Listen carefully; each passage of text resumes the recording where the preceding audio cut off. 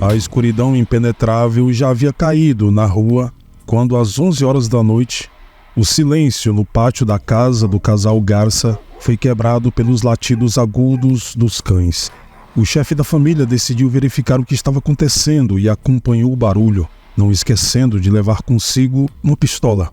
Ele caminhou até a garagem, abriu a porta com cuidado e estendeu a mão para o interruptor. Mas então, de forma completamente inesperada, soaram tiros.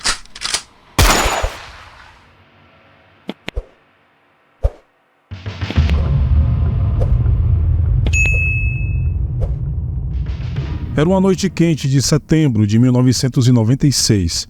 O ex-procurador da cidade de Los Angeles, José Garça, de 50 anos, estava passando a noite com sua esposa, Nicole, de 32 anos. Antes de ir para a cama, a mulher queria algo doce. Então, pediu a José que fosse até a garagem pegar um sorvete que estava no freezer. O marido então saiu. José estava descendo o primeiro andar quando, de repente, os cães começaram a latir no quintal. Ele parou no meio do caminho. Um pensamento passou por sua cabeça. Será que alguém está tentando roubar a minha casa?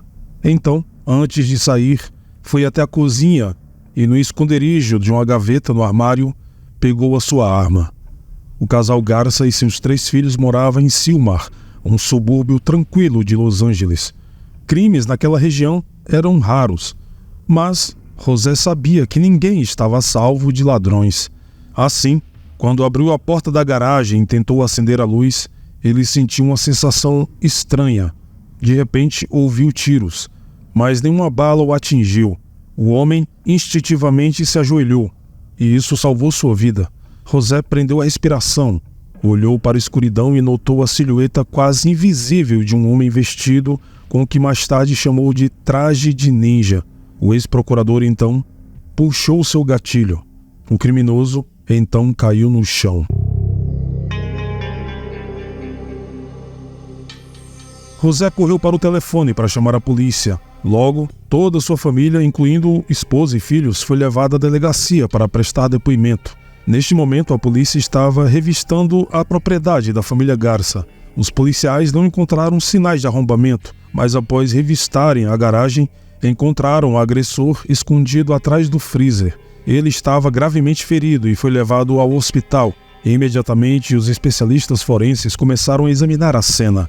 Entre outras coisas, encontraram a arma utilizada pelo assaltante e marcas de bala na porta e na parede, logo acima do interruptor de luz. Ninguém teve dúvidas. José escapou milagrosamente da morte. A polícia também encontrou na garagem um chaveiro de um Ford branco, que aparentemente pertencia ao criminoso.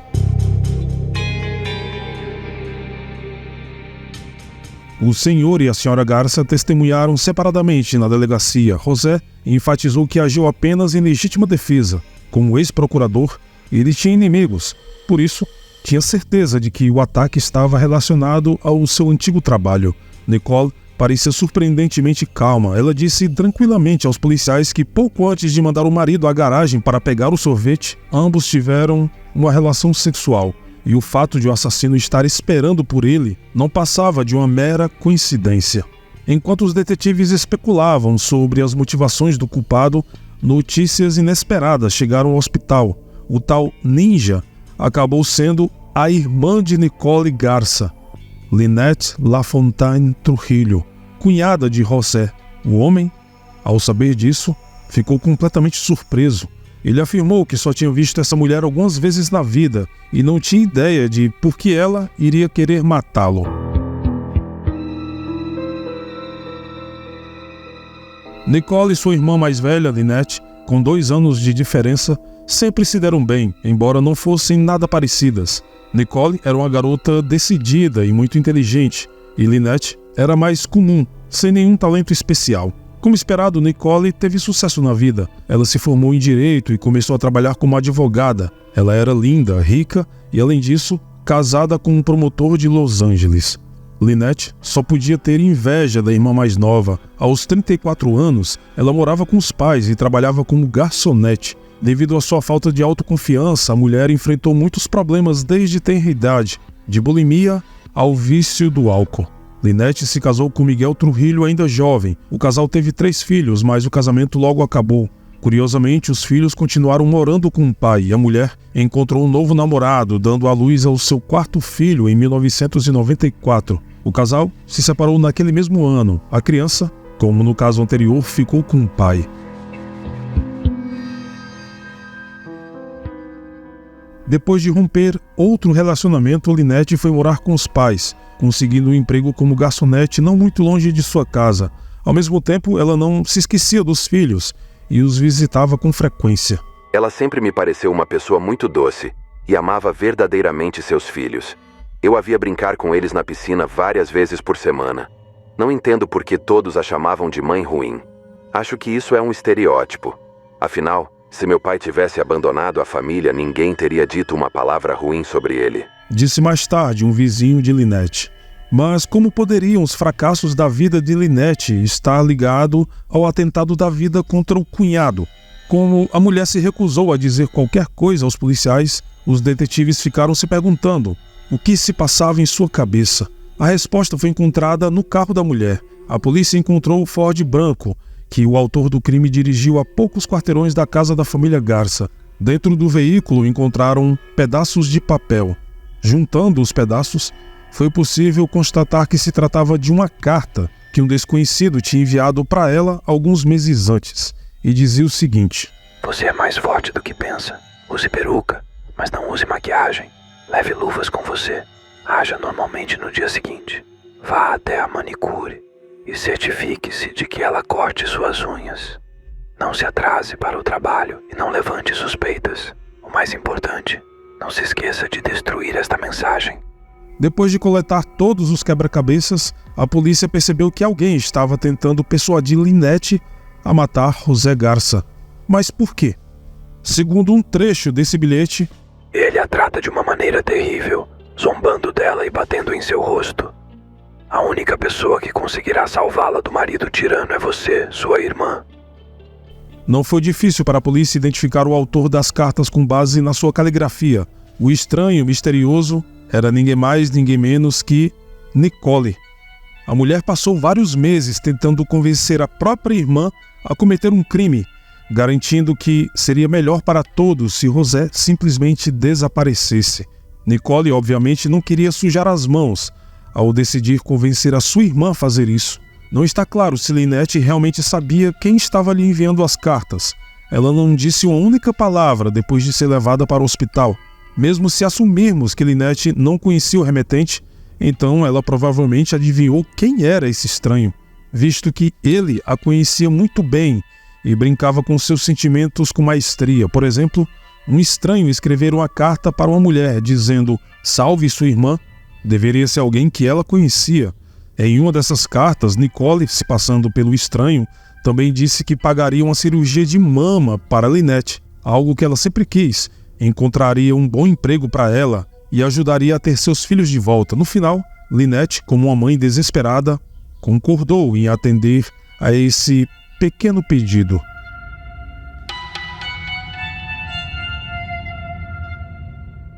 Nicole Garza foi presa 2 dias depois. José estava presente no momento e não acreditou nas palavras dos detetives, que lhe disseram que foi ela quem organizou o crime. Mesmo depois de presa, o homem continuava visitando a esposa na prisão, recusando-se a ouvir a razão. Segundo o que ele disse à polícia: Sim, temos uma grande diferença de idade, mas nos amamos muito. Temos 3 filhos pequenos. Isso não é prova do nosso amor? Não acredito que Nicole seja capaz disso. Enquanto isso, Lynette morreu no hospital Holy Cross. Embora a mulher tenha recuperado a consciência muitas vezes, apesar da persuasão da polícia, ela nunca contou sua versão dos acontecimentos. Como explicar às crianças que a mãe foi morta pelo tio e a tia está na prisão? Eu só consegui lhes contar a verdade muitos anos depois. Em 8 de outubro de 1996, Nicole Garza foi formalmente acusada de organizar a tentativa de assassinato de seu marido e do homicídio culposo de sua irmã. A mulher decidiu fazer um acordo judicial. Ela se recusou a testemunhar, mas se declarou culpada, evitando assim a pena capital.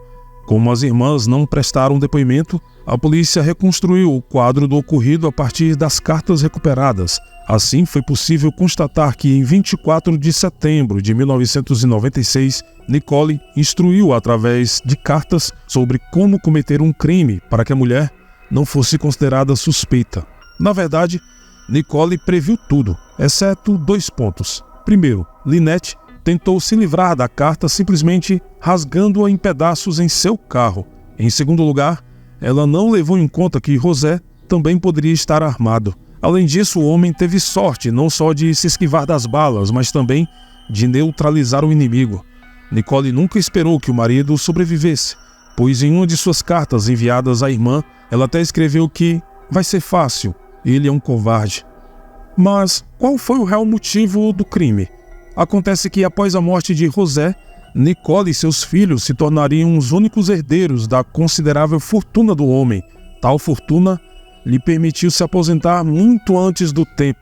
Se José tivesse dividido seu dinheiro com a esposa e não tivesse insistido para que Nicole fosse trabalhar apenas 6 meses após o nascimento de seu último filho, a mulher não tivesse decidido implementar seu plano insidioso. Isso mesmo, parece que ela ficou com raiva que o marido a tenha mandado trabalhar. O juiz que presidiu o caso o descreveu como uma história de Franz Kafka, com seus segredos e mistérios inerentes. Isso provavelmente se deve ao fato de que, durante todo o julgamento, Nicole permaneceu em silêncio, se recusando a emitir uma só palavra. Para José, a prisão e condenação de sua esposa foi um verdadeiro choque. É difícil de acreditar, mas até o último momento, ele não parou de apoiar Nicole, alegando que seu ato estava associado a um delírio psicótico devido a pílulas dietéticas que a esposa estava tomando 5 meses antes do incidente. Mais um detalhe adicionado a toda essa história foi acrescentada pelo fato de que Nicole conheceu José durante o processo de seu próprio divórcio. Para ser mais preciso, ela era sua representante legal, e foi graças a ela que José manteve sua fortuna, deixando sua ex-esposa praticamente sem nada. O rico promotor se apaixonou imediatamente pela jovem advogada. Nicole retribuiu os sentimentos dele, ou talvez apenas tenha fingido que se apaixonou.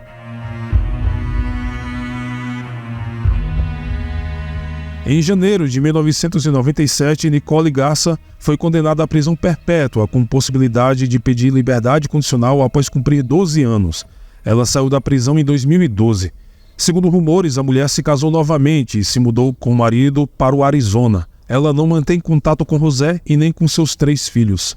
José Garça também mudou de vida. Ele se casou com uma viúva chamada Janice. Em 2009, um de seus filhos foi detido sob acusação de posse de fotografias ilegais de crianças. Em sua defesa, o jovem afirmou que o motivo do seu comportamento desviante foi uma infância traumática em que presenciou a crueldade do seu pai. Durante a investigação, descobriu-se que José não era de fato o melhor pai do mundo. As acusações contra ele foram apoiadas por seus outros filhos e Janice, que o chamou de a pessoa mais terrível que ela conheceu. Nesse contexto, o desejo de Nicole de se livrar do marido aparece sob uma luz completamente diferente. Será que a mulher foi realmente levada ao extremo e não viu outra saída a não ser convencer a própria irmã de tirar a vida de José? Seja como for, a família nunca perdoou Nicole, mesmo quando as acusações contra José Garça foram tornadas públicas. Uma tia de Lynette foi quem ajudou a criar os filhos da mulher após a sua morte. E ela disse o seguinte em uma entrevista no ano de 2015. Não tenho como perdoá-la. Com sua astúcia, ela privou a mãe não apenas dos filhos da irmã, mas também dos seus. Somente uma bruxa poderia bolar um plano tão diabólico. Agora, alguns a chamam de vítima, mas é isso que as vítimas fazem? Seu objetivo era dinheiro. Caso contrário, ela simplesmente teria se divorciado. Pior, para conseguir o que queria, ela armou para a irmã. José Garça, aliás, nunca recebeu qualquer punição pelas acusações de crueldade contra os filhos e a esposa. Hoje, ele continua morando em Los Angeles com a sua mais nova esposa, a 5ª, para ser mais exato.